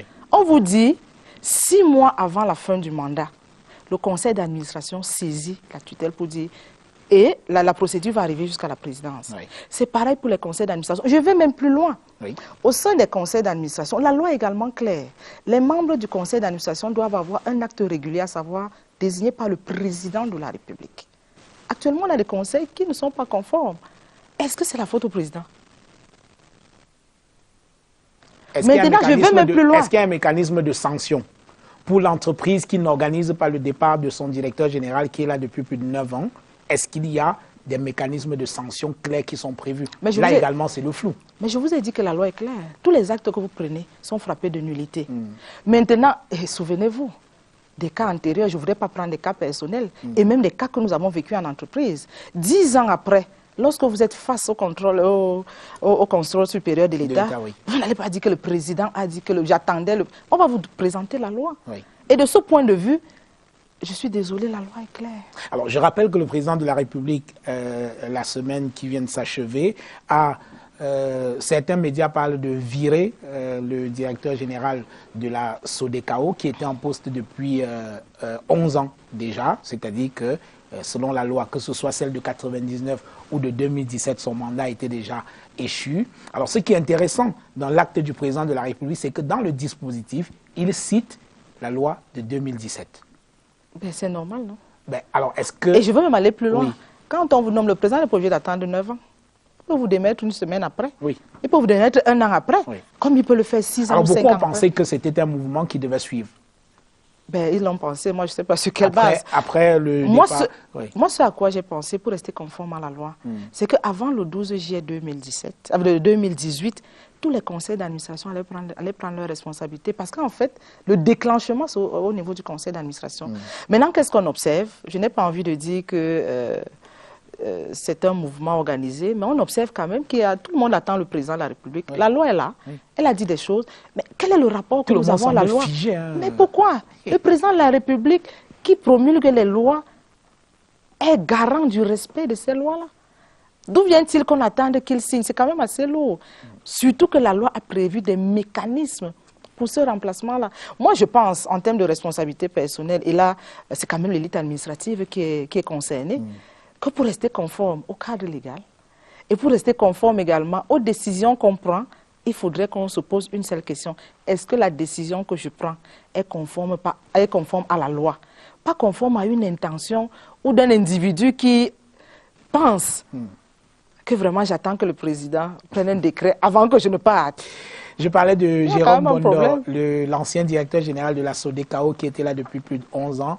Tenez, il y a mieux que lui. Il y a un certain Ernest Elaivina qui a été nommé en 74 à l'époque d'Aïdjo et qui est toujours voilà, et qui est toujours. Mais qu'est-ce que le conseil d'administration a pris comme responsabilité? Qu'est-ce que le conseil d'administration a fait? Depuis 74 jusqu'à nos jours, c'est un peu comme si on lui avait finalement fait don d'une entreprise. Hein, en fait, ce que la loi dit, c'est que vous aviez jusqu'au 12 juillet 2018 pour régler tous ces cas. Et de ce point de vue, les responsabilités peuvent être interpellées. Chacun peut dire s'il a fait son travail ou pas. Moi, je pense qu'une fois que le point est fait de la sorte, chacun rend compte de sa responsabilité. Alors, si cela continue comme ça, c'est-à-dire des directeurs généraux dont le mandat est échu et qui continuent à rester en fonction, on ne sera pas au premier cas de violation de la loi. Viviane Ondoa-Biolé, on a connu des mais est-ce que c'est des exemples à suivre? Des personnalités, oui, mais il faut qu'on en parle quand même, des personnalités qui sont PCA de plusieurs entreprises. C'est pas normal non plus. Tout à fait, c'est des incompatibilités. Bon, c'est pas normal, c'est pas interdit, hein, c'est pas illégal. Il faut dire que la loi a d'abord levé le verrou qui interdisait au ministre d'être PCA. Ça, il n'y a pas de problème. La loi ne délimite pas le nombre de PCA. De ce point de vue, on ne peut pas dire que c'est illégal. Mais on assiste quand même à des curiosités, c'est-à-dire que le même individu est PCA de plusieurs entreprises, cumule également les avantages de PCA de chaque entreprise. Maintenant, la loi ne l'interdit pas non plus. Mais je suis désolée. C'est indécent quand même, non? Oui, au plan éthique, à ce moment, vous interpellez notre responsabilité en tant que gestionnaire. Oui. Et de ce point de vue, vous avez tout à fait raison. Et on pourrait même dire qu'en prenant ces dispositions, la loi pouvait nous permettre de faire des économies. Oui, malheureusement, n'étant pas interdit, on ne peut pas également empêcher à ceux-là de jouir de leurs droits. Il faudrait donc justement que ce soit clarifié. Et je pense qu'au-delà de ça, on peut aussi voir des incompatibilités au plan managérial qui ne sont pas illégales. Oui. Lorsque vous êtes PCA et tutelle en même temps, vous vivez quand même un dédoublement fonctionnel qui est difficile à assumer au plan managérial. Oui. C'est-à-dire que le même individu joue le rôle de PCA et de tutelle. Et de tutelle en même temps. Moi, je pense qu'on avait 12 mois. Est-ce que ce sont là quelques faiblesses de la nouvelle loi? La loi n'a pas de faiblesse, c'est l'application maintenant. Et moi, je pense que de ce Pourquoi la loi n'a pas réglé, la loi aurait pu régler le cas des cumuls de postes de PCA? Vous savez, il y a, bon, pas de PCA, tutelle et ministre, il y a, moi je pense, hein, il y a des choses qui relèvent du bon sens. Voilà. Reprendre dans la loi, ça pourrait peut-être paraître redondant. Ah, sauf que malheureusement, parce que les lois sont par essence. Le bon sens semble ne pas être la chose la mieux partagée, parce qu'on voit ça tous les jours, où un type a un véhicule de service pour son poste de PCA de l'entreprise X, un autre véhicule pour l'entreprise Y, un autre véhicule pour l'entreprise Z. Son parking devient carrément inondé de véhicules. C'est inacceptable, disons-le tout net. C'est indécent. C'est indécent. Pourtant, on continue d'observer, la loi aurait pu régler ce problème, non? Enfin, le bon sens aurait pu régler ce problème. Voilà. Bon, maintenant qu'il y a des textes qui vont suivre, espérons, mais je pense quand même qu'il y a une régulation à faire. Il y a une régulation et si la loi est appliquée, on va se rendre compte que même la société va respirer. Il y aura un mouvement, il y aura un sentiment de vie. Parce qu'on a l'impression effectivement que l'ascenseur est quelque peu bloqué. Et de ce point de vue-là, nous croyons tous que la loi telle qu'elle est édictée était suffisamment claire, suffisamment impérative pour qu'à un moment donné, en tant que responsable, qu'on puisse être obligé de l'appliquer. Maintenant, peut-être qu'au plan culturel, nous avons un comportement, je ne voulais pas dire que nous sommes par essence hors la loi, mais c'est quand même le cas de le dire et de le regretter. Oui. Alors, dans votre livre, lorsque vous avez analysé les nouvelles lois promulguées par le chef de l'État sur les entreprises publiques et établissements publics, vous questionnez la pertinence des postes du directeur général adjoint. Oui. Je rappelle que vous-même, vous êtes DGA et vous pensez que c'est un poste qui ne sert à rien. Ah, pour l'instant, pas seulement les DGA, même les ministres délégués, les secrétaires d'État, on en entend. Oui. Moi, j'ai même encore retrouvé le discours du président de la République qui indiquait et qui instruisait justement les ministres de travailler en bonne intelligence avec les ministres délégués et les secrétaires d'État. Non, moi, je pense que pour être très sérieuse, dans la théorie, les directeurs généraux sont nommés pour deux raisons. La première raison, lorsqu'on nomme un directeur général, c'est souvent dans les cas où le directeur général adjoint, c'est souvent les cas dans lesquels le directeur général s'occupe de la politique générale de l'entreprise et parfois n'est pas du métier. À ce moment, l'adjoint fonctionne un peu comme un secrétaire général sur l'exécution des décisions et des orientations prises par le directeur général. Ça, c'est le premier cas de figure. Le deuxième cas de figure, c'est lorsqu'on assure la relève. Ça veut dire qu'à un moment donné, on prépare l'adjoint à assumer les postes de directeur général. Ce qu'il faut relever, c'est que ici, lorsque vous lisez les textes, et ces lois de 2017 n'ont pas réglé la question, c'est qu'on indique simplement en une phrase que le directeur général assiste le directeur général adjoint assiste le directeur général dans ses missions. Et on va même plus loin. On dit l'entreprise publique est gérée par le directeur général et éventuellement par un directeur général, assisté d'un directeur général adjoint. Donc ce n'est même pas obligatoire. À partir du moment où le législateur lui-même met éventuellement, c'est qu'il estime qu'on peut s'en passer. Excusez-moi, parlons un peu de vous. En tant que DGA de l'ISMP, vous servez à quelque chose là-bas? Bon, ça veut dire quoi, servir à quelque chose? Vous voulez savoir si les missions sont délimitées? Si vous avez des missions qui sont claires. Alors, à l'ISMP, l'avantage qu'on a, au-delà de... Je vais répondre, n'ayez crainte, je vais répondre. Alors, en plus de la loi, en plus du décret qui crée l'ISMP, on a une résolution du conseil d'administration qui indique que le directeur général est chargé de la coordination des activités académiques. Bien entendu, ces activités de coordination ne lui donnent pas l'autorisation de prendre des décisions, mais d'émettre des avis ou de proposer des avis au directeur général qui peut en tenir compte ou pas, qui peut donc exercer sa responsabilité. Et de ce point de vue, moi, à l'ISMP, je suis président du conseil académique. Alors, donc, je gère les activités académiques, j'émets des avis au directeur général qui peut en tenir compte ou pas, c'est sa responsabilité. Et c'est comme ça que ça fonctionne. Donc, et ensuite, je traite les dossiers qui me sont cotés quand ils me sont cotés. Oui. Alors, est-ce que la structure des entreprises et établissements publics au Cameroun n'est pas parfois un peu très lourde? On a une tutelle technique, on a une tutelle financière, on a un directeur administratif et financier, on a un contrôleur financier, un agent comptable. Est-ce que toutes ces fonctions-là ne sont pas de trop parfois? Alors, quand vous analysez.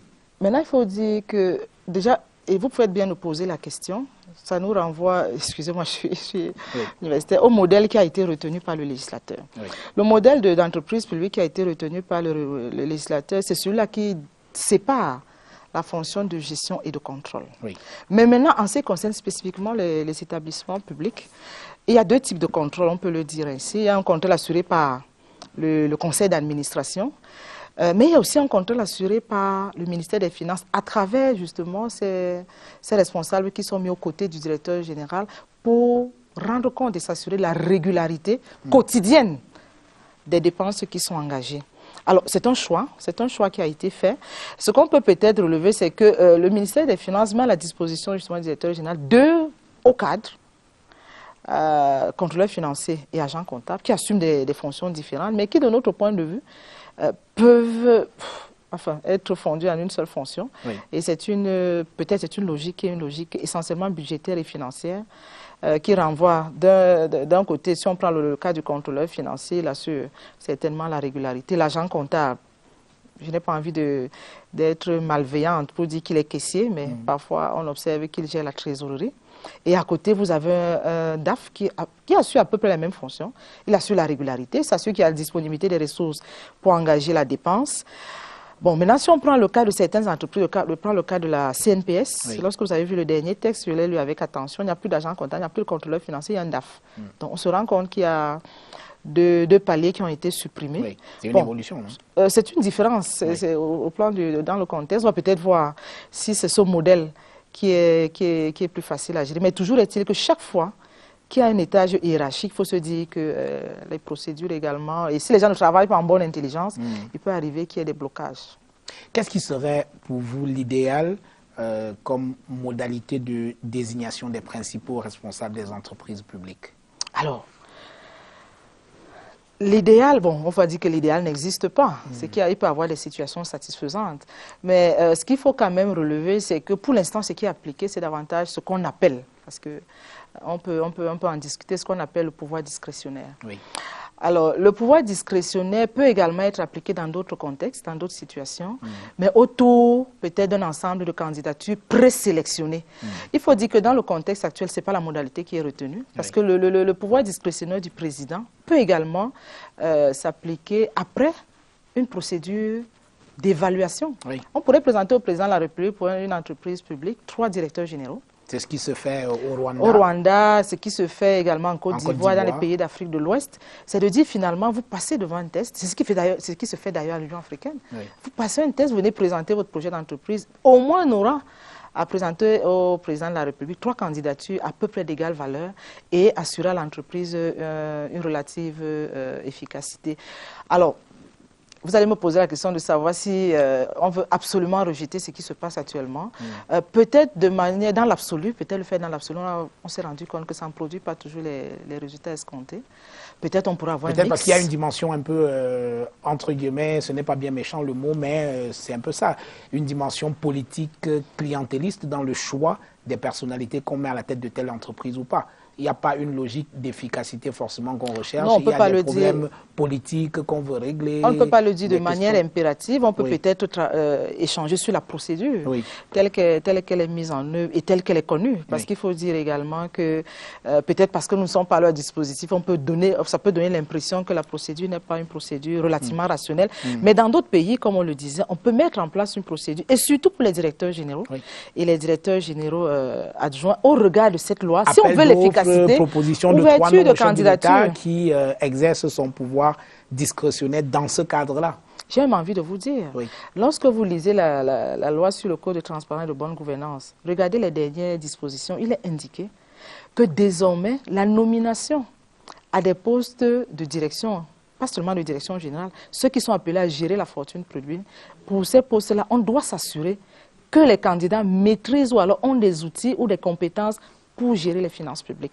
C'est une précaution qui a été subtilement glissée dans cette loi, peut-être pour indiquer que jusque-là, nous n'avons pas toujours pris cette précaution-là. Il est impératif, si on veut la performance. Le premier critère, c'est faire un bon casting, hein. C'est faire un bon recrutement. Vous ratez le recrutement, n'attendez pas les résultats. Alors, justement... Et l'une des limites de la loi, de mon point de vue, si on peut parler de limites, c'est de dire que le renouvellement des mandats, tel que prévu dans la loi, n'est pas subordonné à une évaluation positive. Absolument. Parce qu'on voit bien des gens qui dirigent des entreprises avec des performances qui ne sont pas du tout appréciables, mais qui sont reconduits dans leurs fonctions. Est-ce qu'à ce niveau-là, justement, les conseils d'administration ou alors le président de la République qui nomme tous ces gens-là ne devraient pas procéder à une évaluation avant éventuellement de reconduire le concerné ou alors de le mettre à la porte s'il est en train de couler l'entreprise? Mais ce qu'il faut dire, c'est qu'il y a toujours une évaluation. J'aime envie de dire une évaluation annuelle. Parce que lorsque le conseil d'administration se réunit en décembre, quelles conséquences? C'est pour évaluer la performance de l'entreprise. Bon, maintenant, vous avez dit tout à l'heure qu'il y a une étude qui a été réalisée et qui révélait la contre-performance des entreprises. Mais ces entreprises reçoivent le quitus des conseils d'administration. Je pense qu'il y a un biais. Il y a un biais également qu'il faut relever. La loi sur le code de transparence et la bonne gouvernance commande désormais, je vais le dire, instruit, oblige les entreprises à rendre public finalement leur performance. Et de ce point de vue, qu'est-ce qui peut justifier qu'on maintienne un manager en poste alors qu'il est en train d'échouer? Rien du tout. Rien. Enfin, logiquement, tout au moins. Voilà. Rien du tout. Voilà. Parce qu'en fait, vous êtes nommé pour permettre à l'entreprise de grandir. Et sans cela, tout à l'heure, quand vous avez introduit votre propos, vous avez dit ces managers qui sont réduits sont considérés comme des gestionnaires de crédit. Oui. En fait, c'est pas un manager n'est pas un gestionnaire de crédit, il est un stratège.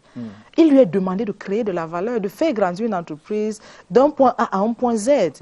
Et justement, si vous n'arrivez pas à le faire et que vous avez géré les crédits, vous avez consommé les crédits, tout simplement, il y a quand même un problème au niveau de l'évaluation. Et ce que je voudrais quand même dire, de ce point de vue, c'est que l'État, disons le secteur public, doit également se doter d'outils pour évaluer la performance. Il faudrait, en amont, dire c'est quoi même la performance d'une entreprise. Maintenant, on a classé les entreprises en deux catégories. Vous avez les établissements publics, vous avez les entreprises publiques. Alors, l'une des innovations de la loi, c'était de dire, comparativement à la loi de 99, était considérée comme une entreprise publique, une entreprise dans laquelle l'État a des parts de marché, des participations. Donc, vous pouviez avoir une entreprise publique pour laquelle l'État a 25%, 44%, mais maintenant la loi est claire. Pour qu'une entreprise soit considérée comme étant une entreprise publique, l'État doit avoir plus de la moitié du capital, donc au moins 51%. Donc l'État a la marge de manœuvre pour assurer l'efficacité de l'entreprise. Alors, ce qu'on peut relever, c'est que nous avons donc deux catégories. Et même dans ces catégories, il y a quand même une disparité d'entreprises. Il est bon qu'il y ait un échange, et je voudrais peut-être anticiper pour dire qu'il y a une conférence qui est prévue à ce sujet, pour prolonger en fait le débat sur l'ouvrage au GICAM en septembre prochain, pour dire c'est quoi la performance d'une entreprise. On dit on va évaluer les dirigeants à l'aune de la performance. Il faudrait que chaque entreprise sache ce qui est attendu d'elle. Je ne peux pas dire que c'est ignoré. Non, pas du tout. Mais à un moment donné, le conseil d'administration doit être suffisamment clair pour qu'au moment d'évaluer les gestionnaires, que les gestionnaires puissent avoir la possibilité eux-mêmes de se prononcer sur leur propre performance et non pas simplement venir justifier de la bonne gestion des crédits. Parce qu'à la fin, le véritable changement de la réforme, c'est quoi? C'est que ce qui intéresse les gens, ce n'est plus que vous gériez tant de manière convenable les crédits, mais que vous utilisez ces crédits-là convenablement pour atteindre les résultats. En fait, c'est le changement qui est opéré et je pense que jusque-là, cette perception n'est pas encore véritablement ancrée dans les mœurs. Que faut-il aujourd'hui pour rendre les entreprises publiques camerounaises plus performantes? Mais que voulez-vous encore? La loi est venue organiser le dispositif. Maintenant, les compétences. Moi, je voudrais vous dire, lorsqu'on parle de performance des entreprises publiques, il s'agit en fait de mettre en musique un ensemble de principes à respecter pour que la performance soit au rendez-vous. Vous ne pouvez pas prendre une loi comme celle-là et être les premiers à ne même pas respecter les premières dispositions de la loi, et notamment la rotation qui est prévue, et notamment les responsabilités qui doivent être assumées par les différents acteurs. Maintenant, si vous avez les acteurs, et c'est vraiment, vous savez, le principe d'Adam Smith, de 1776 reste encore valable jusqu'à aujourd'hui, la division du travail. Oui. Ça veut donc dire que pour atteindre un résultat, on le divise en morceaux et on l'agrège. Prenons seulement le cas de la loi. On vous dit, le président du conseil d'administration doit faire ceci. Vous ne le faites pas. Mais en fait, vous hypothéquez déjà la performance qui est assurée. C'est valable aussi bien pour cette disposition, c'est valable pour toutes les activités qui seront initiées. Je pense qu'il y a une première discipline à observer, c'est que ce principe minimal-là soit observé. Sinon, on peut faire un coup de management. Hein. Vous savez, oui. Le management a pour vocation à rendre les entreprises performantes. Il y a pas mal de choses à dire. Je ne vais pas vous soumettre à ça. Il n'y a pas assez de temps. Mais il faut des gens compétents. Il faut des gens formés. Et j'ai même envie de dire, au regard du contexte, il faut des gens éthiquement irréprochables, parce qu'il n'y a pas de ressources. Si en plus il y a distraction de ressources, vous hypothéquez à nouveau la performance. Alors le tableau des entreprises publiques n'est pas très réluisant pour dire le moins. Est-ce que dans ce tableau un peu sombre, il y a quand même un écran de lumière? Est-ce qu'il y a des entreprises aujourd'hui que vous pourrez présenter comme modèle, par exemple à vos étudiants en management? Alors, est-ce qu'il y en a qui sortent du lot, entreprises et managers? Alors, je n'ai pas fait d'études là-dessus, oui. ça il faut déjà le dire. Ce qu'on peut dire également, on peut retenir les critères hein, pour dire que telle entreprise est plus performante qu'une autre. L'un des critères qu'on peut peut-être mettre sur la table, c'est la diffusion ou alors la communication des performances au public. Si on prend ce critère-là, une évaluation a été faite en 2015 sur le contenu des sites web, et pour voir finalement quelles sont les informations qui sont diffusées. Je vais peut-être vous décevoir en vous disant que très peu de sites web sont documentés de ce point de vue. Maintenant, dans les médias, nous assistons quand même à un ensemble de communications. Si je prends le cas de la CAMER, nous avons suivi très récemment encore les performances de la CAMER célébrées par son directeur général, nous disant qu'en 6 mois, il a réalisé 12 milliards de chiffre d'affaires, comparé à l'année dernière qui était de 5 millions. On a quand même un différentiel de 7 milliards. Nous avons également suivi la communication qui a été faite par la CNPS, c'était dans votre émission. Donc, tous ces gestionnaires qui communiquent, nous avons suivi également, moi j'ai suivi très récemment aussi, le FECOM qui a dit qu'ils sont d'ailleurs certifiés ISO. C'est pas pour dire que je ne donne pas les bons points, les mauvais points, mais je dis quand même au niveau de la communication, si on se réfère simplement aux performances qui sont affichées par les dirigeants qui gèrent ces entreprises, qui ont la fierté, on peut le dire ainsi, de venir présenter ces résultats. Peut-être, c'est parce que les résultats existent effectivement. Peut-être les autres ont des résultats qui sont un peu plus discrets, mais je pense que vous donnez là une piste, peut-être d'une étude qu'on pourra mener pour voir finalement au regard de certains critères, qui vaut quoi. Et ce serait peut-être un peu amusant de le faire. C'est pas impertinent, moi je pense. Je prends ça comme une commande.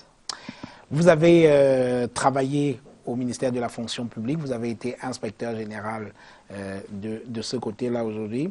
À une époque, est-ce qu'on peut avoir une fonction publique performante avec le traitement salarial qui est celui des fonctionnaires camerounais aujourd'hui? Alors, ça, c'est une très bonne question. Mais je vais vous décevoir certainement en répondant à la question. Simplement en vous disant que lorsque vous parlez de traitement salarial, je voudrais qu'on fasse quand même une différence entre la rémunération et le salaire. Oui. Je voudrais qu'on fasse une différence entre le salaire qui est mentionné sur le bulletin de solde et la rémunération, ou tout au moins le traitement qu'on accorde aux agents publics. Moi, j'ai souvent l'habitude de dire, lorsqu'on échange avec des étudiants à l'ISMP, que lorsqu'on prend un directeur, lorsqu'on prend un secrétaire général, lorsqu'on prend un inspecteur général, c'est vrai, on peut se contenter d'analyser son bulletin de solde, mais lorsqu'on analyse tous les avantages, je prends la voiture de service, je prends le chauffeur, lorsqu'on calcule ces rémunérations, il y a une partie de la rémunération qui est, je peux dire, contenue dans les avantages et une autre partie qui est contenue dans le salaire.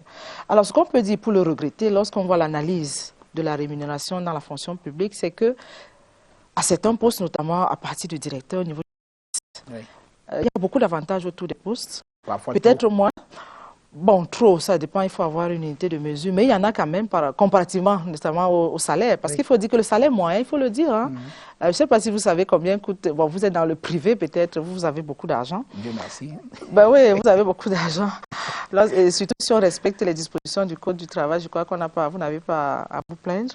Mais lorsque vous voyez la moyenne des salaires, c'est souvent lorsque vous êtes un cadre, bon, ça dépend aussi des corps de métier, mais prenons la moyenne, c'est autour de 250 000.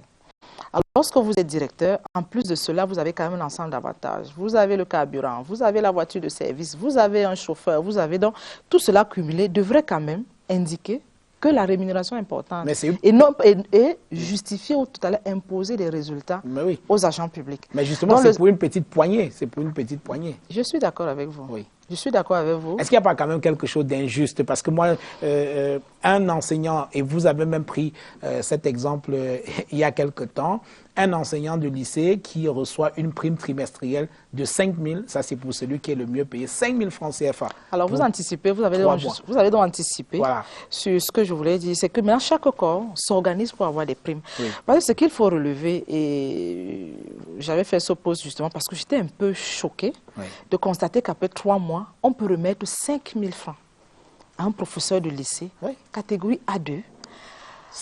Il y en a qui ont même 3 000. Il paraît. Oui. Je trouve que ça fait à peu près 84 francs par jour en termes de primes. Maintenant, à côté, vous avez d'autres corps de métier. Je vais citer pour ne pas créer de la polémique inutilement, qui ont des primes conséquentes.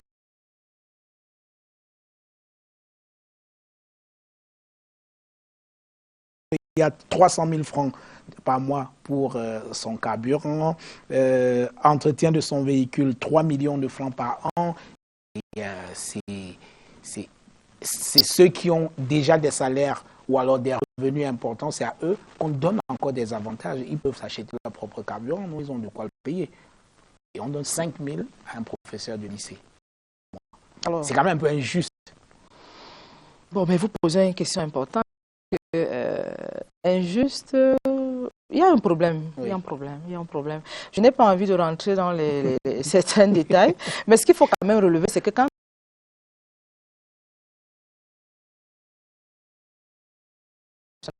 on se rend quand même compte que cette masse salariale-là peut être, ou bien cette rémunération-là peut être différemment répartie. J'ai même envie de vous dire, lorsque nous étions au ministère de la fonction publique, la réforme administrative, il y a un projet qui avait été initié pour harmoniser les statuts. Parce qu'il y a quand même, ou bien il y a un sentiment d'inéquité entre les... Ce projet avait été initié. Moi, je me souviens, j'avais un collègue à l'époque qui en avait fait presque un problème personnel en disant que mais non, il faut quand même qu'il y ait un minimum d'équité. Moi, je pense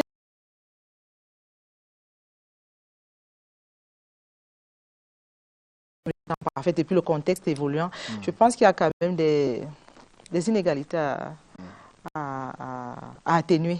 Sinon, ça reste quand même assez flagrant. Très rapidement, en quelques mots, on va sortir par là où on a commencé cette deuxième partie de l'émission.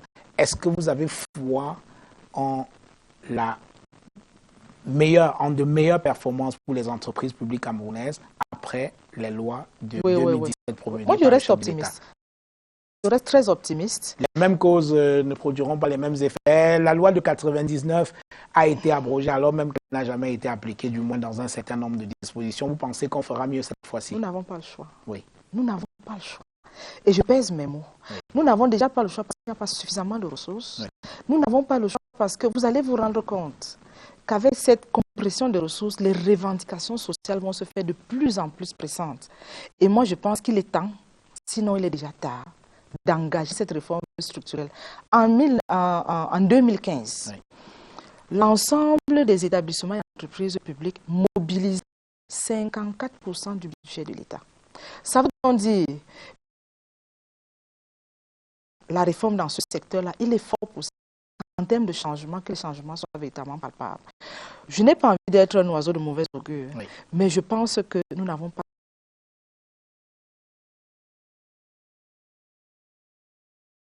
Lorsque nous sortons des programmes d'ajustement structurel, nous retrouvons notre autonomie dans les années 2000.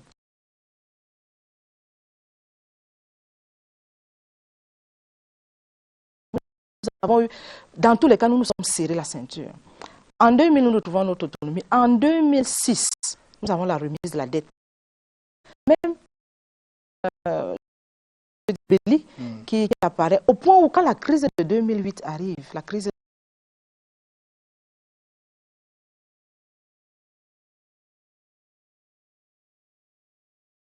avec les réformes structurelles, nous avons replongé. Nous sommes là avec le Fonds monétaire. C'est vrai qu'il y a des causes exogènes. Je pense qu'au fond de cette histoire, nous ne pouvons plus faire la même erreur. Donc, rendu à cette étape, je vous disais, peut-être tard, mais les réformes structurelles doivent être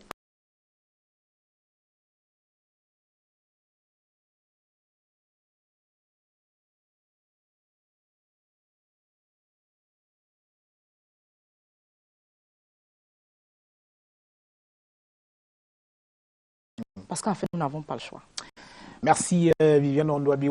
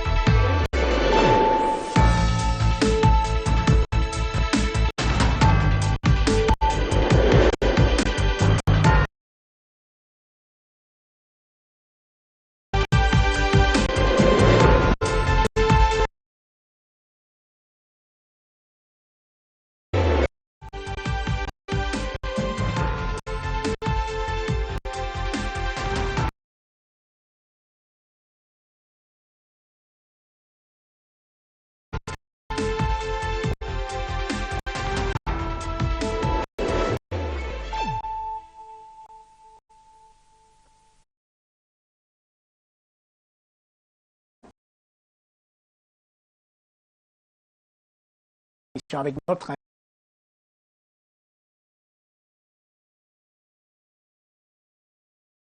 adjoint de l'Institut supérieur de management public ici à Yaoundé. Alors, vous en parliez tout à l'heure, le gouvernement, à travers le ministre des Finances, Louis-Paul Motazé, a lancé l'opération de comptage physique des personnels de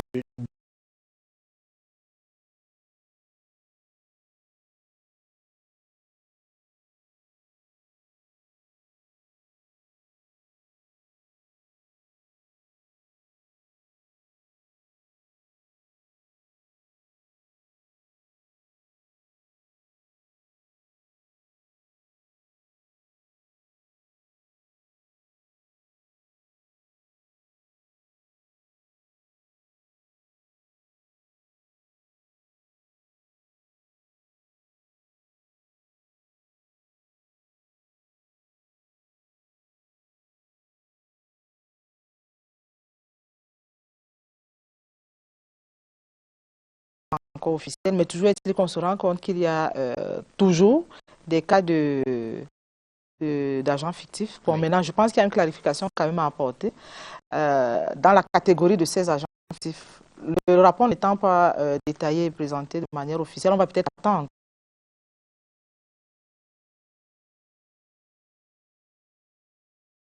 C'est qu'en réalité, lorsqu'on...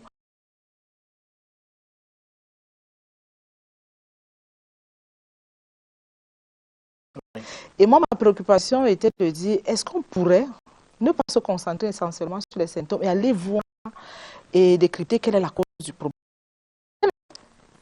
Dans un premier temps, il est facile de dire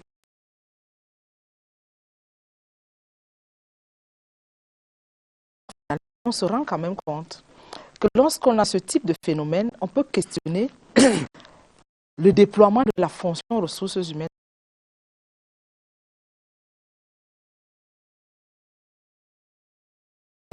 Dans les algorithmes de 35 ministères, nous nous sommes rendus compte que de ces 35,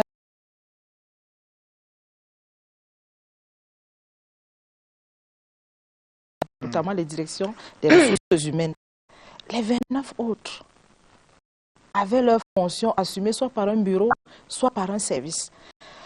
Et allons même plus loin, lorsque nous sommes allés jusqu'à interroger et analyser le profil de ceux qui portent la fonction, on s'est rendu compte que très souvent, c'était des gens bien formés, bien entendu, à l'ENAM, mais pas forcément bien formés à la gestion des ressources humaines. Or, lorsqu'on parle du personnel, il faut maîtriser les compétences. Et de notre point de vue, après cette opération, structurellement, il faut résoudre ce problème. Comment est-ce que la fonction est prise en charge? En moyenne, nous avons 15 personnes qui portent la fonction dans les ministères. Ça fait à peu près 525 pour les transferts d'administration. On peut poser la question de savoir, est-ce que ces personnes ont suffisamment de compétences pour nous assurer que 10 ans après, l'État n'aura pas perdu 100 milliards. Donc, au plan budgétaire, il y a une économie qui est faite, mais au plan structurel, il y a également des réformes qui doivent être faites. Ce qu'on peut relever, que ce soit pour ce cas ou d'autres cas, chaque fois qu'il y a un scandale de ce genre, ce scandale est souvent révélateur d'une vulnérabilité organisationnelle. Celle-là, il faut aller la chercher et engager les réformes. Sinon, nous rebelotons. Alors justement, est-ce qu'on est bien d'accord? L'initiative prise par le ministre des Finances est saluée par tout le monde, mais est-ce que c'est quelque chose qui, sur le long terme, va être efficace? Non. Si structurellement, le problème de la prise en charge de ces ressources humaines... il faut organiser les choses pour qu'on ne se retrouve plus dans ce genre de situation. Tout à fait. Et lui, il a un objectif budgétaire, c'est tout à fait compréhensible. Il revient maintenant au ministère de la fonction publique, de la réforme administrative, et même tous les ministères, de réfléchir à la prise en main, justement, de cette fonction-là, qui malheureusement est une fonction stratégique, je suis désolée de le dire. Tant que ce sera le cas, nous aurons toujours... Moi, je vous prends un exemple simple. Tenir même seulement le fichier du personnel, c'est une compétence particulière. Assurer la mobilité, les gens se plaignent des nominations. En fait, les nominations relèvent d'une fonction stratégique. Pourquoi faisons-nous des nominations? Ce n'est pas simplement dans un objectif affinitaire. Non. Ça veut donc dire qu'il y a des activités en amont qui doivent être réalisées pour que ces décisions soient des décisions efficaces. Est-ce qu'on peut acter l'échec du CJPS, par exemple? Alors, peut-être qu'il faut dire que le CJPS n'a pas encore atteint sa pleine maturité. Pour justement... Et moi, j'ai souvent envie de dire, sans porter un jugement péjoratif à nos informaticiens, qu'en fait, le CJPS, c'est la quincaillerie. Ce qu'il y a derrière le CJPS, c'est l'ingénierie de la gestion des ressources humaines. Ce sont les individus qui mettent les données. C'est l'homme, en fait, qui charge la machine. Donc, en réalité, peut-être l'outil est même bon. Et si les hommes derrière sont mauvais, quelles sont les informations qu'on va mettre dans la machine? Si on oublie même d'enregistrer des actes de carrière, ce n'est pas le CJPS qui a un problème. Donc je pense qu'il y a une sorte de cohérence et d'affinité qu'il faut créer entre la machine et l'homme, entre la compétence. Lorsqu'on parle de l'homme, à ce moment de la compétence.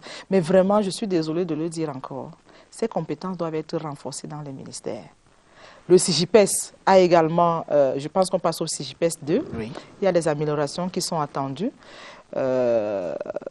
On attend de voir, mais moi j'insiste toujours sur le fait que même pour maîtriser la machine, c'est un peu comme avec votre ordinateur. Lorsqu'on vous donne un ordinateur et que vous ne savez même pas saisir, vous avez dit quoi, l'ordinateur est mauvais? En fait, c'est vous qui ne savez pas utiliser l'ordinateur. Maintenant, je pense qu'au-delà de ça, il y a une évolution technologique également qui peut-être impose que le CJPS s'améliore, mais au moins pour l'espoir qu'il avait donné, lorsqu'on a ces résultats-là, on peut quand même questionner l'efficacité de cet outil. Mais je dis encore, peut-être ce n'est pas seulement l'outil, mais peut-être les hommes aussi qui entourent la réforme. Pourquoi l'administration camerounaise peine-t-elle tant à se moderniser?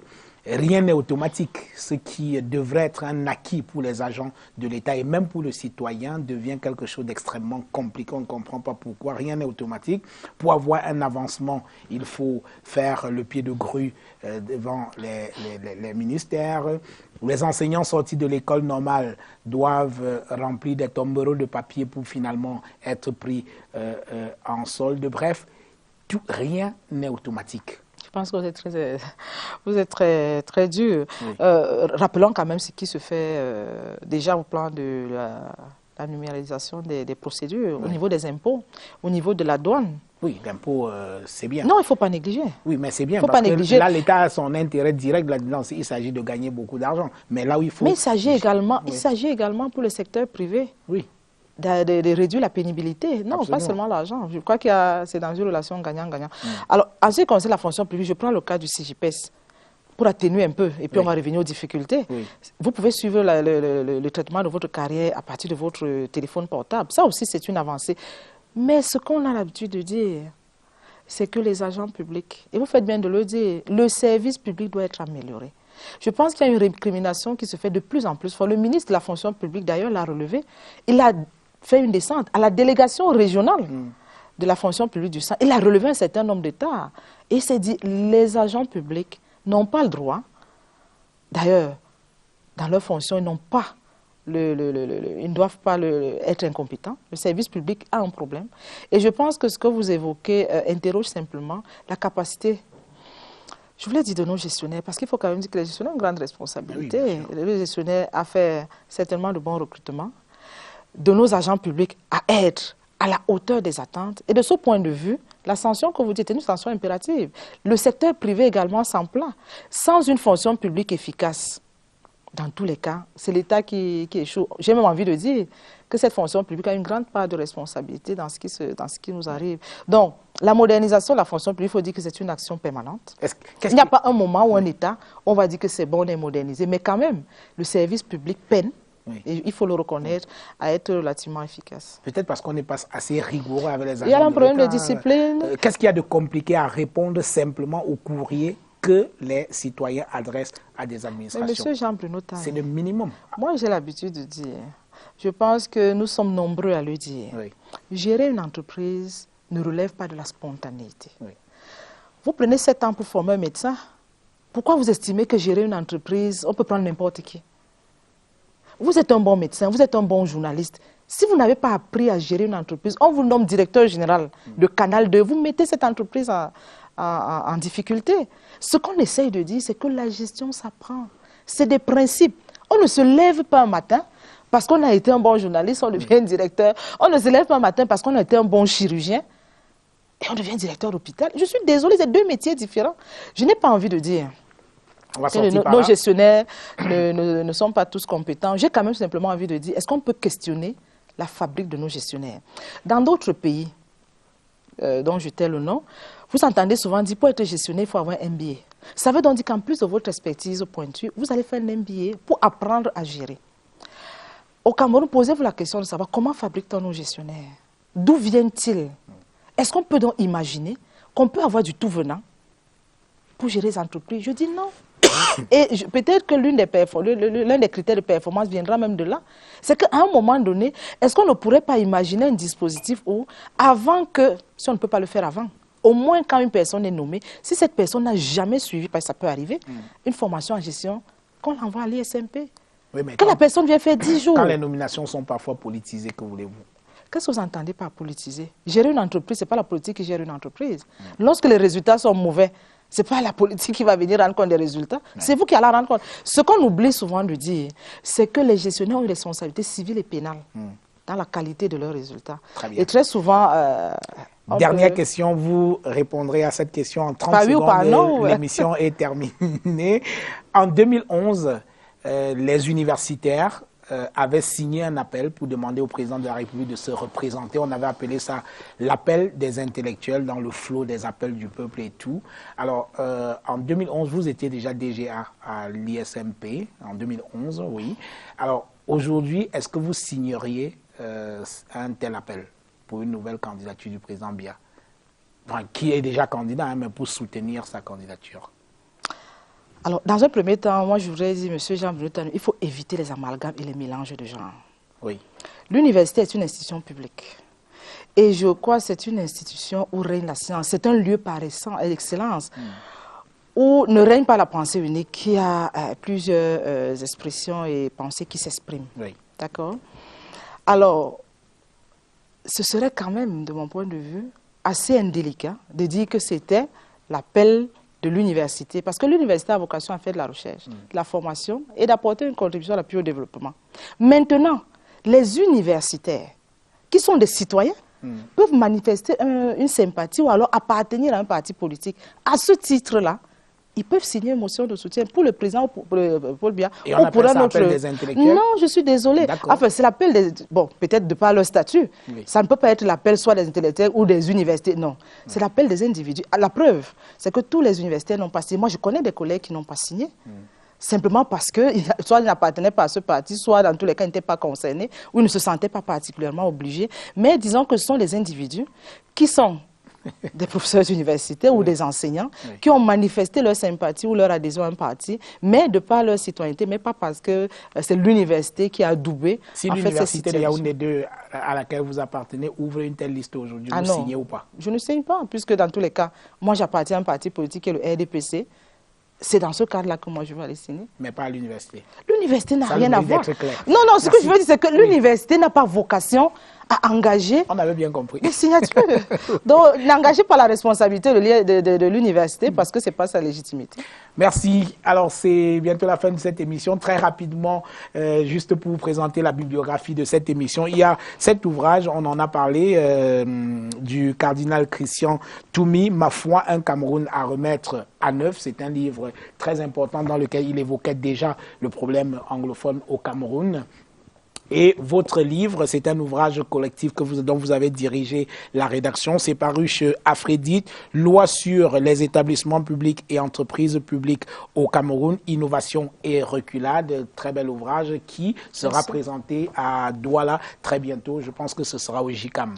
Voilà, voici un autre livre qui avait déjà parlé de la loi de 99 sur les entreprises publiques. C'est un collègue à vous, Joseph Kanke. Il enseigne à l'université de Chang.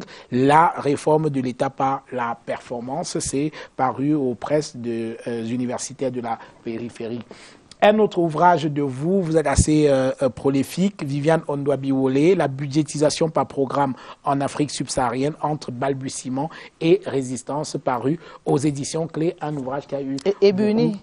C'était encore un ouvrage qui a eu pas mal de succès. Ce livre, il est d'un couple, le couple Pinson, Michel et Monique Pinson-Charlot. Ils sont spécialisés sur la bourgeoisie. Et, ils étudient énormément les riches. Et ça, c'est un magnifique ouvrage. La violence des riches, on en a un tout petit peu parlé lorsque des PCA, rien que pour les primes de carburant, ils ont le salaire de tout un cadre dans la fonction publique. C'est la violence des riches. Je vous laisse mettre de vos propos. Voilà, je vous donne 30 secondes pour présenter deux ouvrages.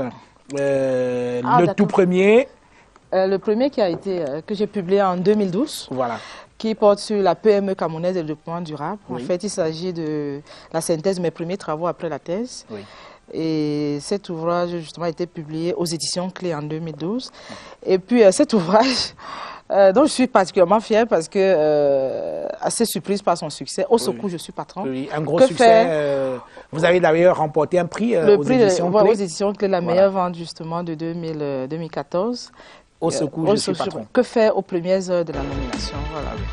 Merci d'être venu, Viviane Ondouabiwole. Traditionnellement, nous remettons un petit cadeau à ceux qui acceptent de venir dans cette émission. Voici le vôtre, je vous le remets avec plaisir. Merci beaucoup. Merci. Elle est venue, elle a participé à cette émission. A-t-elle convaincu? À vous d'en décider. C'était la grande interview. Bonsoir. Merci beaucoup. Merci beaucoup. Oh, c'était super.